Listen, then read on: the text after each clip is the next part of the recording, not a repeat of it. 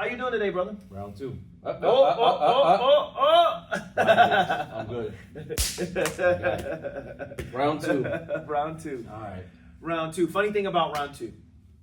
So in Thailand, right, they have, which is dying.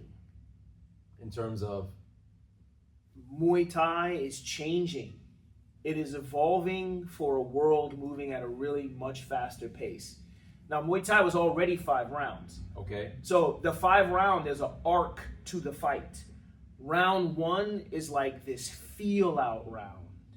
I get in, you get in, we take our pace. Maybe I'm in cat stance, maybe you're 50-50, maybe I'm bouncing around like a hot potato. I don't know, right? We're measuring distance, we're testing the waters, we're throwing some techniques. How do you move when I throw? How do you move when I move? What are you throwing at me? Round 2, you start to pick up the pace a little bit, impose your will a little bit, see if you can figure out what your strategy is gonna be or how you're gonna implement your strategy against this person, or if you're gonna adjust yourself to fight this person. And maybe if you got the right mindset, you've already figured out in round 2 how you're gonna beat them. And now round 3, you're gonna implement it. Now the fight has absolutely begun, right? And then round 4 is when you're completely dominating the fight. And if you don't knock them out and it goes to round 5, now you pull back the fight. I am no longer engaging, I'm fully in control. I've scored the points, I took control of the fight. Now I'm disengaging and you cannot touch me. The judges show you show the judges you're in complete control. So when you said round 2, I was like, okay, now it's time to start implementing strategy a little bit. The feel out round is over. Yeah. So what is Muay Thai changing to now? 3 rounds, 4-ounce gloves, knockout bonuses. It's like MMA striking. Pure, vicious, quick to the point fighting. You said 4 ounce? 4-ounce gloves. What was it before? Depending on the organization, it could be as small as 6, no more than 8. Yeah. Man, when I fought in Thailand, it was like mittens. I felt like I had mittens on. I was used to 16-ounce fighting amateur. Yeah. In Thailand, amateur or pro, 6-ounce mittens, boy. When I was there back in 99 and 2000. Yeah. Woo! Woo! They put a cast on your knuckles like that big, bro. You're like, oh, somebody's getting knocked out. I might get knocked out. Somebody's getting knocked out. It's scary. Yes. Yeah, man, they take tape and the tape, roll it. I've seen they roll it, the videos of and it. they start layering it on you like this. Your hand's like that big. You're like, fuck. You shadow box a little different. Like, somebody gonna get it. Damn. Yeah. That's crazy. That's a long time ago. It was a very long time ago. That's dope, though. Yeah. Round 2, here we go. Yeah, all right, so I wanted to ask you this, specifically about auditions. Have you ever been to a fake audition, or an audition that was, written up as one thing, and when you got there, it was something completely different? That has not happened to me. Really? Yeah. I mean, I think that there are times where you'll have an audition, and I think maybe you see it more with like open calls and open castings and that kind of thing, where they just need to make a spectacle of it. And so sometimes they are throwing it together, figuring out things as they go along. And so even they themselves don't know what they're doing. So in that sense, yes. Okay. In that sense, yes. Like I've shown up for one thing, and I was like, this is just a complete fucking shit show. Like what's happening? What's going on? What the fuck is happening here? This is not what I signed up for. So in that sense, yes. But do you mean maybe that someone purposefully misrepresented what the casting was going to be? So yes, that and more. Okay. So I was acting in New York from like 2002 all the way to like, I don't know, maybe as late as 2015, maybe, before I stopped. And I went through a whole lot of different scenarios where castings were not real castings. Castings were like everything from trying to find out if you're actually a down low brother, Yeah. to money schemes to get money out of you, to trying to find strippers, male strippers. I've been through all kinds of fake castings. Now there's that whole journey though, because I've also been through so I'm gonna go to this casting, but I never went to the casting because the truth is I was really scared, so I found an excuse not to go. Do you know what I mean? Yeah, including lying. Oh, I booked a gig. I'm not coming to the casting. I've been through the full range. But once I got my mode up and the confidence was there, and I started casting all the time, I've come across massive fake castings. Massively. And I was just wondering, because you started acting after I did. I'm a little older than you. And also you came into the digital age the digital age was a little more cemented than when I was doing it. Because when I first started in the early 2000s, the digital age was here, but it wasn't. It was like there was no self-taping happening. It was just starting to happen, you know? So I wasn't building the skills to self-tape, and I wasn't, the vetting process was different. Because everything was in, you had to go online to find it all. And then you had to show up and audition. Do you know what I mean? Yeah. And I've been everywhere. Yeah, see, I think when I started in 2006, we already had casting networks and Actors Access. Actors Access and Casting Network. And so by that time, I was using those, and then I believe Mandy.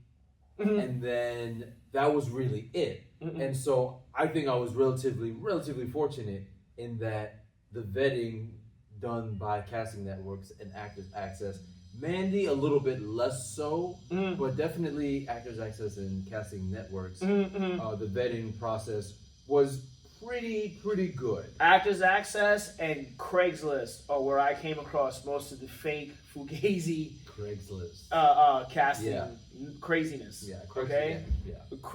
Straight craziness, dude. Especially Actors Access and Craigslist specifically though. Yeah. Nuts stuff, dude. Nuts to like. So I was saying earlier, like I had read a breakdown that they were talking about a film where they were like, okay, so this guy is like a latent homosexual. Yeah. He's very macho.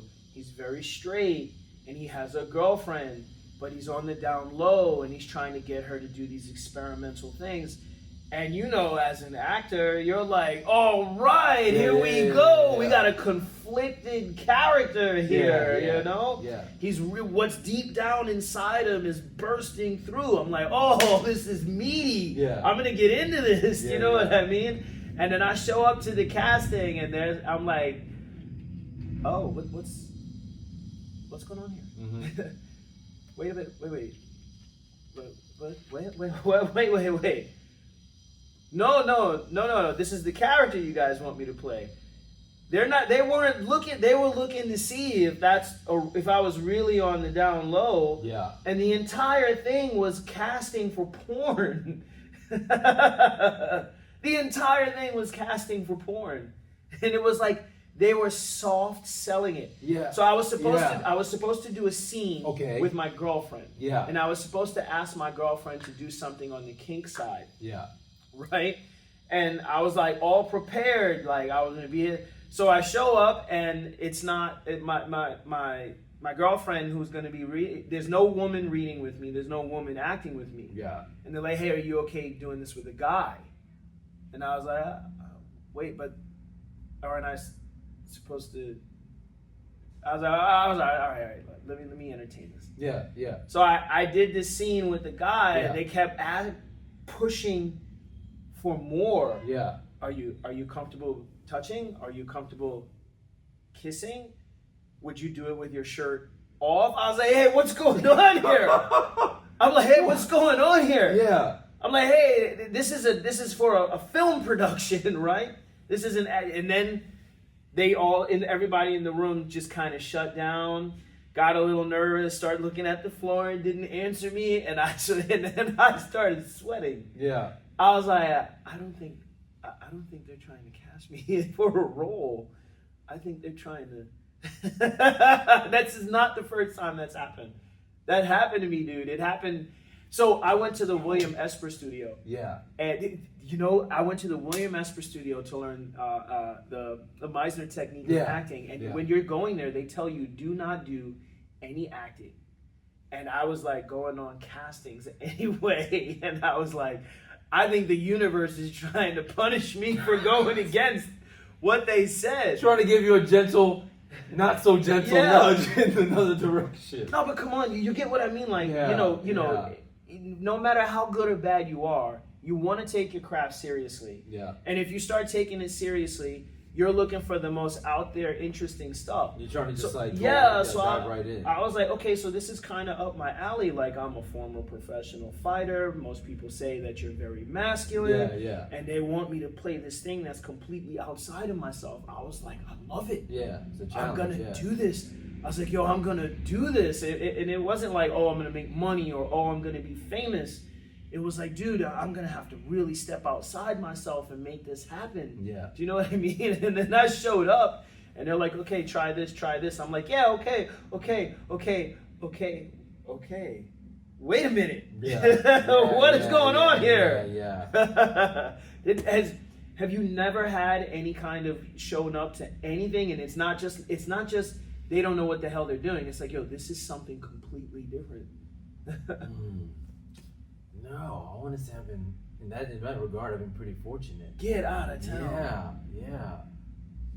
I don't know. Maybe I just have like some angels in the outfield, as Wes would say. Just kind of like nudging me around. But you see, I think it's a lot of it is the time frame too, because 2006 going on, I don't know, maybe they started cracking down on that. Maybe, yeah. Because again, it was that transitional period. But then I think too was that when I first started, there was a man named Art. I think his name was Art. I can't remember his last name. But he was this black actor, and he was one of the first actors I met. And I went to meet him in like a McDonald's. I forgot how I even met him, but he was just giving me the ins and outs of like the industry. And one of the things I think he mentioned was to like maybe he mentioned not to fuck with Craigslist. Yeah. I think maybe that's one of the things that he mentioned, because he was the one who had told me about, this is Actors Access, this is Casting Networks, and so he was giving me kind of like these things to do. Casting Networks was the most professional. Yeah, go ahead. Yeah. And so I feel like maybe I was able to kind of like, skirt that and not come around to that, because not craziest, but the one that popped up the most was the open call casting, and then they tried to, they really tried to sell you on getting headshots with their photographer. Yeah. That was the one I've been through that. And Angelo and I talked about that before, but that was the most common one. It was this thing of they bring you in, and then no matter what you had, you show them the most professional headshots of all time. No, you need new ones. You need new ones. Yeah. And you have to take it with like our guy or our person, because they're just the best. Yeah. And it's a great price too. It's a great price. And then we'll add you into our system, and then there's a fee for adding you into our system to get you work. And they would always make it very ambiguous about how they would get you work. They would use the term "get you work," but it wasn't this thing of they're representing you or that they're guaranteeing you work. It was all very ambiguous enough just so that they couldn't get in trouble. That was the one that came up the most. But I have not gotten pushed into anything that suggestive. Oh man, that one was wild. I got another one from Craigslist that I just thought of when you said Craigslist the second time. So, somewhere in the very beginning, when I was getting my feet wet with the casting and everything, there was an opportunity. It was like, okay, so a former network casting director is seeing people. Yeah. And it was like, you have to pay $50 up front. Okay? So I paid the $50 up front. And, I can't remember how I paid, but what happened is when I got to the audition, well, more the you know, more the evaluation. Yeah. I get there and they were like, oh, the person couldn't make it. And they were like, so we're going to pay you back, but we can only pay you back by PayPal. And this is like before it was widely adopted. PayPal was a thing, but not everybody had it. And it also wasn't as simple as sign up for PayPal, here you go, here's your money. Do you know what I mean? I remember the old days of PayPal. It was a process. Yeah, it was a process. But I had PayPal. So I was like, yeah, I'll take my money back. Yeah, obviously I'll take my money back. And I was just, you know, then after that happened, I was like, oh, look, there's more. Every single one of those must be schemes. Every single one of them. It's the same people. And it's just a scheme to get a little bit of money out of you. Do you know what I mean? It was crazy. So were they just trying to snatch people's like 50 and then if the person didn't? What they were hoping was what I believe. What they're hoping is that you're at the beginning. Yeah. You're the personality type that isn't going to show up no matter what. They're hoping you're on the fence. You won't show, we'll keep your money. Yeah. You show up, we'll tell you something happened, and if you don't have PayPal, we'll keep your money. Or we'll tell you, oh, when you sign up, let us know, and we'll send you the money type of thing. Gotcha. Do you know what I mean? Yeah. And I was like there, and then you do have PayPal. Then they try to butter you up. Yo, you're a good-looking guy, and your shots were okay, and I think you could really do something. What's your idea? What's your plan? And I'm just like, yo, I want my $50 back. I'm not meeting anyone who's gonna potentially put me in anything. Yeah. You know? Yeah, man. Like, there's so many things out there like that, and it's everywhere. Like, I'm like, oh man, like, to think, like, it was really crazy because, you're scared, you're excited, you're ready to go and learn this thing. No matter how good or bad you are, you're ready to get in front of people and risk it. Yeah. And there's people just totally taking advantage of that. So did you find, because it's interesting, right? Because we're talking about acting. Right? Yeah, we're talking about Craigslist and that kind of stuff. But then I imagine that's similar in fighting. My first Muay Thai trainer was not a Muay Thai trainer, straight up and down. First guy I went to was a Long Island, Brooklyn Italian guy named Sal, who actually had years of, his experience was actually in karate, but he was older, and the Muay Thai scene, there's no way anyone saw Muay Thai boxing and didn't know it was real, didn't start to dabble in it. When you've been in martial arts long enough, you're a master of your own body. You can quickly recognize and pick up techniques and stuff. And he just had one little thing of Thai boxing. Again, everyone called it Thai boxing back then. And this is in 96, 97 when I got started. And, I went there and there's a bunch of people with doggies on and yellow belts and green belts. And he's walking around all casual. He's older. He's out of shape. He's paid his dues. He's done fighting or whatever it was that he was doing back in the day. And he showed me a couple of elbows and a couple of knees. And I was like, well, he knows something because I don't know that. Yeah. I was there for 3 months. And personally, I don't know, maybe it's a Scorpio thing. I have great lie detector. And I just couldn't do it. There was just too much lies.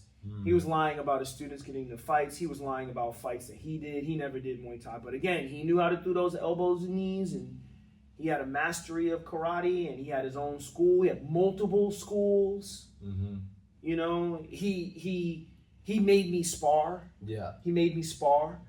So, he was faking the funk, but that was the very first thing. But after about 3 months, I was just like, this guy, I can't do it. By the way, there's a lot of lies going on in the fighting community. People lie all the time.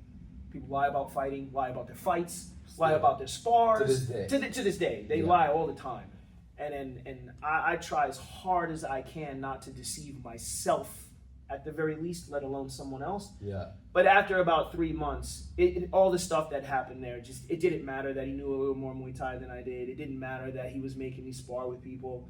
It just didn't matter. I was just like, this place is not real. This place is not authentic. And then I went to looking through a magazine, and there was a new gym in Cooper Square, it was called Cooper Square Muay Thai on Cooper Square College in the Lower East Side, in the East Village, in Manhattan. Yeah. And I walked into the dirtiest, smelliest, real gym, and it's just pure luck. They had trainers from Thailand there. Multiple trainers from Thailand. Yeah. This is unheard of then and still rare now. Multiple trainers, some former champions. Yeah. You know, and I met my the first day I walked in, they were looking at me all funny. Okay, kid, go change. Do you know what I mean? And I was like, this is different.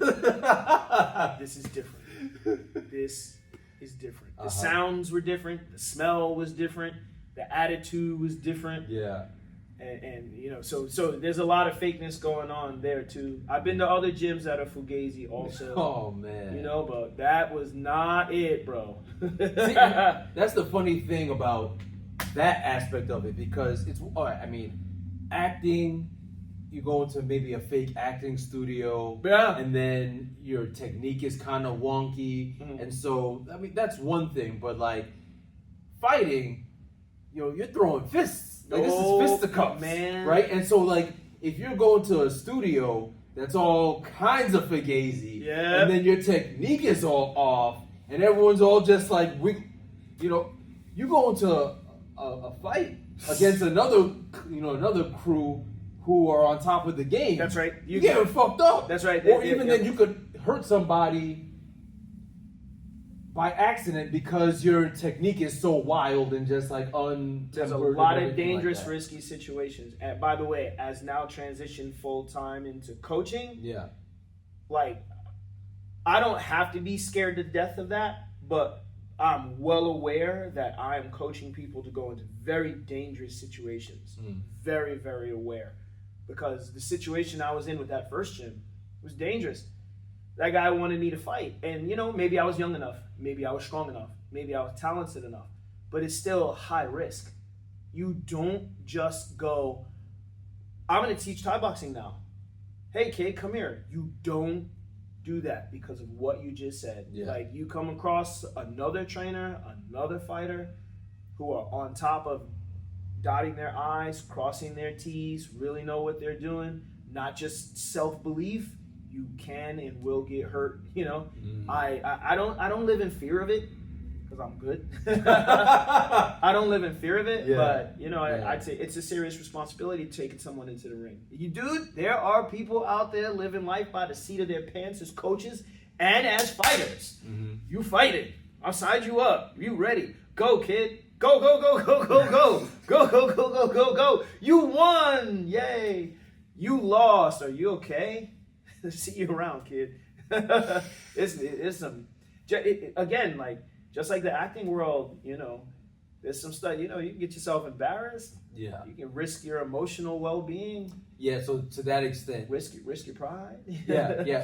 The emotional damage could be actually pretty severe acting wise. If things go awry in an audition or because, you know, let's say that your technique is really wonky. You go into an audition thinking that you got everything, and then it's just a complete shit show. And then whoever's behind the casting table, maybe they're not the most forgiving, so then they just like rail into you. And then you gotta hold that, and if you're not emotionally resilient enough to be able to take that. You're skinny thick enough? Then, you know, you... I've had fighters hit me, and I have to hit them back. I've had casting directors and particularly acting coaches say shit to me, and I was like, I will kill you, but I can't do any of that. You just gotta hold that, especially because they're right often. They're right. You're like, oh my God, did you really just say that? Oh my God, they're right. I want to just choke this person to death.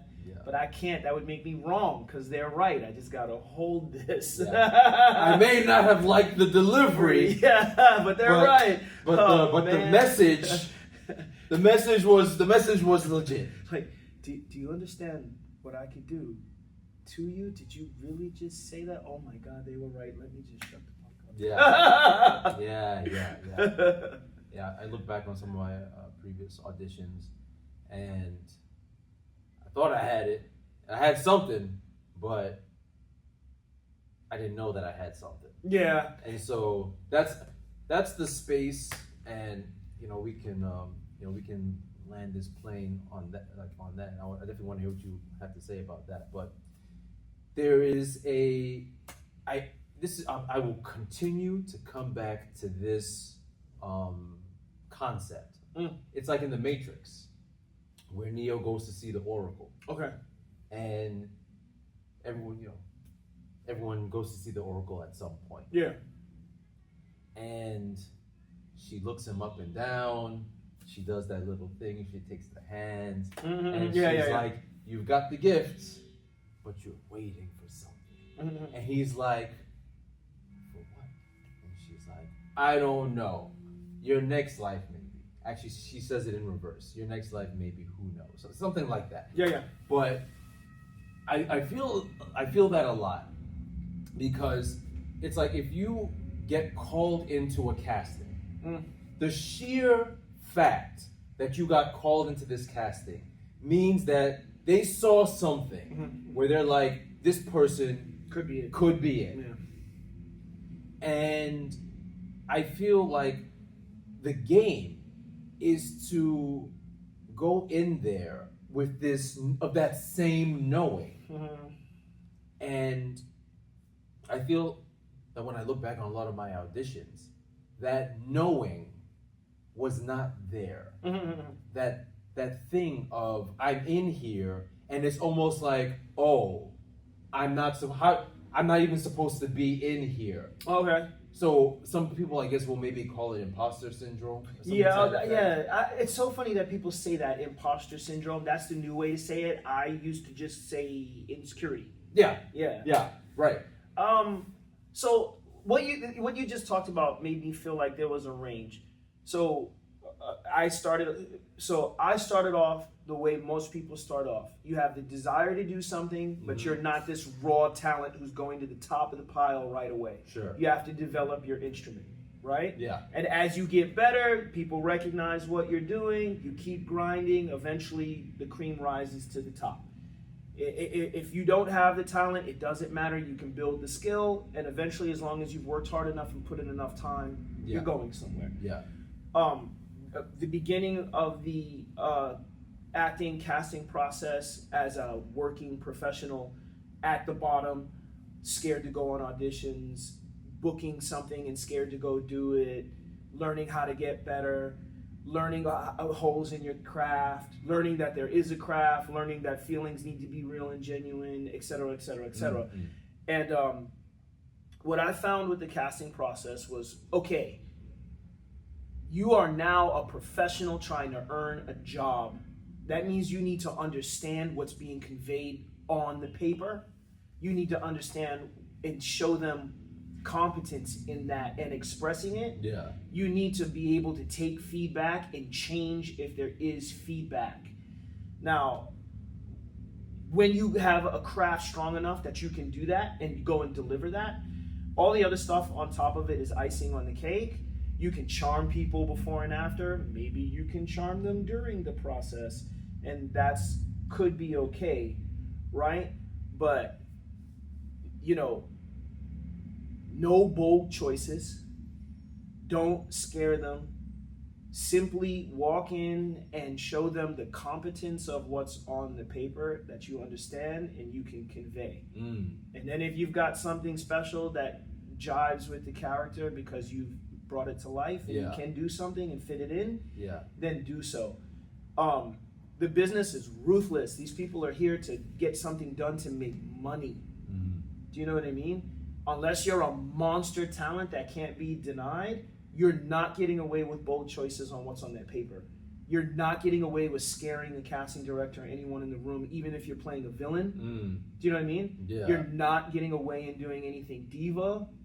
Do you know what I mean? None of that is happening. Unless you have some undeniable energy. Do you know what I mean? Yeah. You have to be able to work. You have to understand that this is a machine, especially if we're talking film and television. You can get away with it a little bit with theater. Yeah. You really can, because you've got you know, if you're lucky, minimum 4 to 6 weeks of rehearsal and character development, Right. et cetera, et cetera. But, you know, the casting process, man, like, oof, like emotion on demand, competence, or next. Do you know what I mean? Yeah. Competence or next. And it's ruthless like that, you know? You know what's fascinating? And it's, Angelo and I had the same conversation, and one of the things that came up was this idea of bold choices. Because one of the things that we hear on a constant basis is, and this is from casting directors that we've sat with, agents, directors across the board, is that they want to see bold choices being made by this actor. That they don't want to see actors who play it safe. And what I came around to and keep coming back around to is this idea of, there's one thing to say that I am going to make a bold choice, and it's another thing to say that I'm going to tell the truth as I see it, and the consequence of that is a bold choice. Got it. Because the word bold, I think, it's relative. Yes, right? yes. Bold for one person may not be bold for somebody else. Yeah. And I think that aiming for bold is almost, it's not misnomer, but it is a misdirected attempt. Yeah. It's a misdirected action, and rather aim for like what is true to the individual, because no one is going to see that scene the way that you see the scene. Sure. And I think that what happens is that you say, you know what? I think that this character would do this. Yeah. You're not thinking that it's bold per se, but you're like, I just think he's going to do this, or you know, they're going to do this. And then someone else says, oh, that was a fucking bold choice. Yeah. And you're like, oh, okay. I didn't think it was bold. I just thought that this is what I would naturally do if I was in this situation. Yeah. If you can pull it off, you can pull it off. Also, the game may have changed quite a bit because it's been a decade since I've been going through all this. Yeah. But, you know, it's been my experience. You're not making those bold choices on the castings. It's not until you get on set. It's not until you get on set. Like when I've been on sets, I've been on some good sets. And I've got the camera, and I'm now paid to do this, and now I have the wiggle room. You know, you have the understanding with the director, you understand the world that you're in, you understand the character that you're playing, you understand the scene that you're in, you understand the stakes. Yeah. Now, and if the director is a particular director, you might have the room to play and make those bold choices. It was my experience before I stopped that bold choices during castings automatically got you out. You know, but also it could also be the quality of my craft at the time as well. You know, it could also be the directors you work with and the kind of work that you've done, because, you know, coming from a Meisner background, you can tell me what my relationship is, what the stakes are, and I can make it up on the fly. You know, really good for improving right then and there with some emotional content if I've done the homework, right? And then there are other places where read what's on the paper, convey what's on the paper, don't stray outside of that. And when I was going through the ropes in the early 10s and the late 2000s, it was not about, I'm telling you, you do anything to scare anyone in the room, the gig is over. You do, you know, I get where you're going now. It's over. It's like, we want to make sure that you can take direction. We want to make sure that you're competent.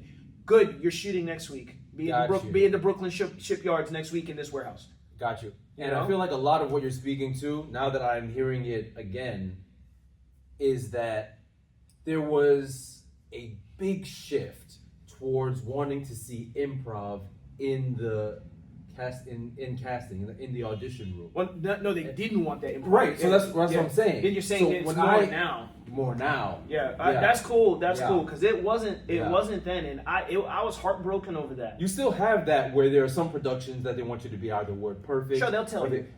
Right, but now you definitely see it more where they definitely want actors who have that capability, who have those muscles to be able to do exactly what you were talking about. You know, they're good in, whether they're good in comedy or they're just good at improv, and they're able to take something, flex, play, pivot, like that kind of thing. Yeah. I mean, You know, because I've been on some sets, especially some of those New York crime shows and stuff, dude. Yeah. Like it depends. Each one of those, every episode has a different director. Sometimes. Yeah. Every director is different, but you've made it past. You're in the show now. You're on the show. You're shooting. The money is being spent. Yeah. Do you know what I mean? Yeah. And it's like, okay, yeah, you can have fun, but you're also a professional. And now it's like, hey, you have got to ride the wave. This guy is directing me from behind the camera using his words. Mm. And there's no, hey, I don't really work that way. Hey, man, I don't really work that way. Yeah. There's none of that. Yeah. Then there's the Clint Eastwood style. The guy goes action or whatever you want to do. And you can't, you know what I mean? Yeah. You can't freeze up. Yeah. And I was shocked because, again, when I was coming up, I was shocked to see the difference because that's not what was going on in the castings. That's not what was going on in the castings. Like, I was doing the best I could to stand out at one point. I was like, okay, I'm either going to make these bold choices and stand out or horribly make a fool of myself. And either way, I'm going to stand out. They will come back to me. Yeah. Like, oh, it was terrible. Did you see that? Yeah, but we're talking about it. What we're talking about. You know what I mean? Or, oh, that was so great. Do you know what I mean? Yeah. I've been in front of some casting directors. I've been in front of Winsome St. Clair a few times, trying to get into Spike Lee movies. Yeah. He directed a pilot for a Mike Tyson HBO pilot, and I was like, this is perfect. This is perfect.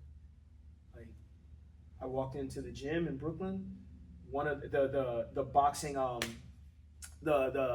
my goodness, the boxing consultant was the guy who helped me get ready to win the nationals in 2003. He didn't even remember me. It was all good though. I won the nationals. He helped me get ready. It was just boxing though. It wasn't Muay Thai. Yeah. I'm kind of a terrible boxer. I can knee and kick much better than I can punch. Anyway, so I was like, yo, I'm going to kill this. I had this whole idea in my mind. It was on camera audition. I'm in the ring. Yeah. Like, I destroyed it. The gym, everyone was like, whoa. Nothing. Just absolutely nothing. Yeah. And then I heard someone on the production because who's the brother that was in Star Wars who played the stormtrooper, the English guy? Boyega. He was playing Mike Tyson.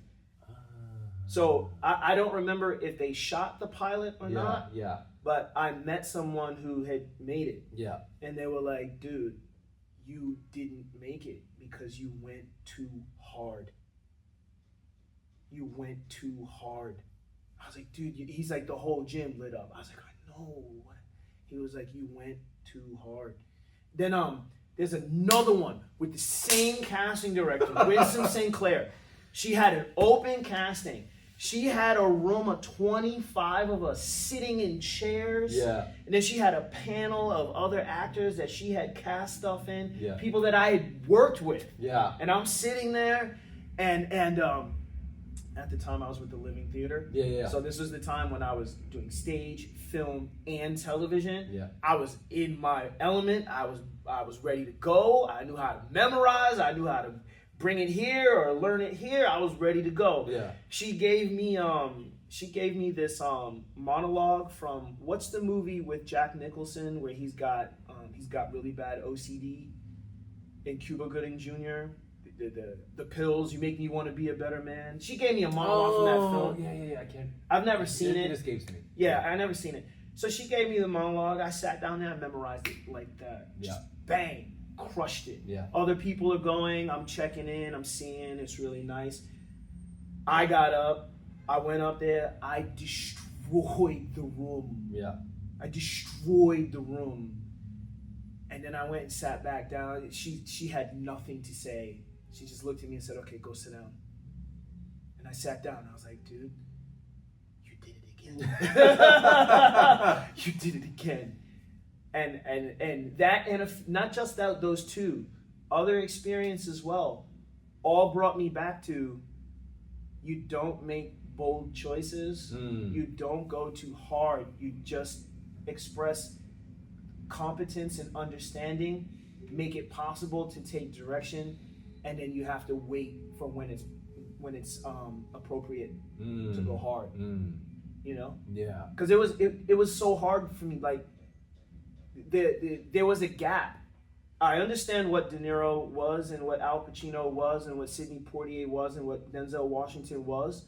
I don't have that kind of instrument and talent. I'm building it.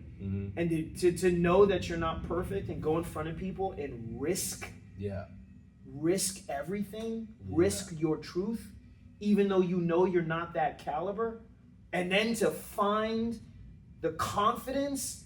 Give me that. I'll memorize it. No. I won't just do it. I'll memorize it. Yeah. Not only will I memorize it, I'll live it. I'm going to live it in front of you, even if I miss moments. Yeah.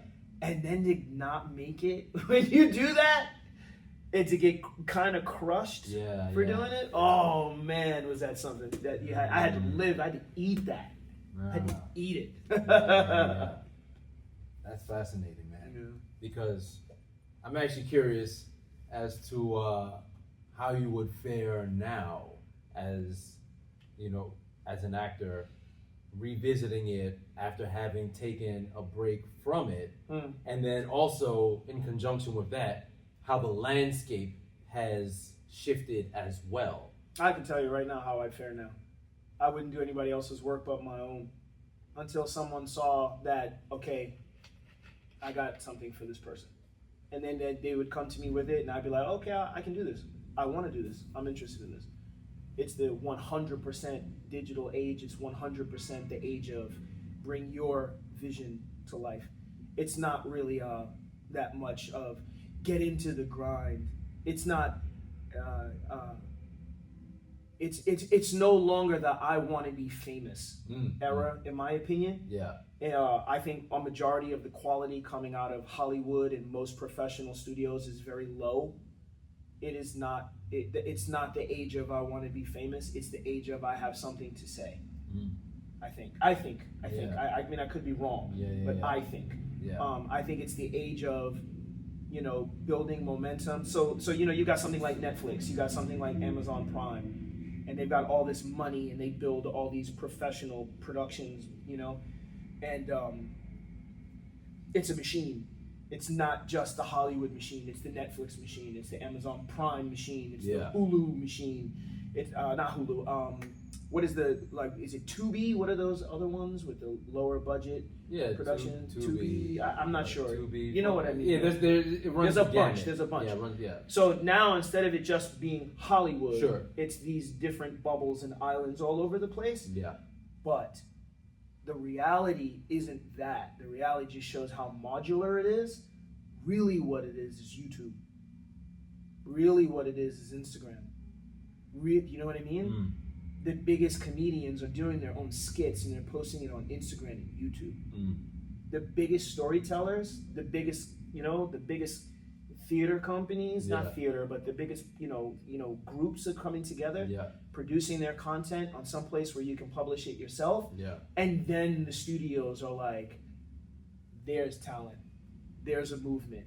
Do you know what I mean? We're now seeing the YouTube directors getting major studio deals, right? It's all over the place. I can't remember because I don't stick into it too much, but basically YouTubers. Do you know what I mean? Yeah. YouTube comedians, YouTube storytellers. I just saw a stunt house do their own episode of Cowboy Bebop that was infinitely better than the Netflix production. Infinitely better. Yeah. Better written, better acted, better choreographed, better cinematography, better everything. Yeah. I think I wrote a comment, someone should send this to anyone involved with the Netflix production. Do you know what I mean? Yeah. And I just don't think getting into the machine is the way to go anymore. Yeah, you don't have to. Yeah, I mean, a fan production can completely outshine a quote-unquote Hollywood production because you have actual fans who are sitting here and are like, I know this thing inside and out. I know it better than the people who produced it per se, because they're just that fanatical about it. Yep, and it not isn't even just that fanatical. It's just more respect, more heart, more soul. I'll give you another example. I'm the original Iron Fist. I did the first Iron Fist. Yeah, I remember that. You know what I mean? remember that. And I don't do kung fu. I was a former professional fighter. I'm not a martial artist. I'm a former professional fighter. Those are two completely different things, right? Mm-hmm. I tried as hard as I could to keep it as kung fu as possible. And even if you looked at it and saw, oh, he's not that great a martial artist, at least it was authentic. Do you know what I mean? The Netflix production of Iron Fist was a cultural mess. It was karate and kung fu all mixed together, completely different things, just no understanding or respect for what was going on. There was a lot going on. Do you know what I mean? And they didn't really understand the character and do that stuff. You know what they did do though? They had money and they had names. Yeah. And any fan would look at it and just be like, okay, I'm consuming this because that's all there is. You don't really need to do that anymore. Yeah. You can crush it on your iPhone. Well, I mean, this just means that somebody's gonna see this guy and put him in a project. I'm gonna see you on set. Don't front. I'm gonna see you on set. Man, I'm too old. Nah, let's go. It's time to hit stuff. I'm gonna see you on set. And he runs off, but I'm gonna see him on set. Peace. You got me embarrassed.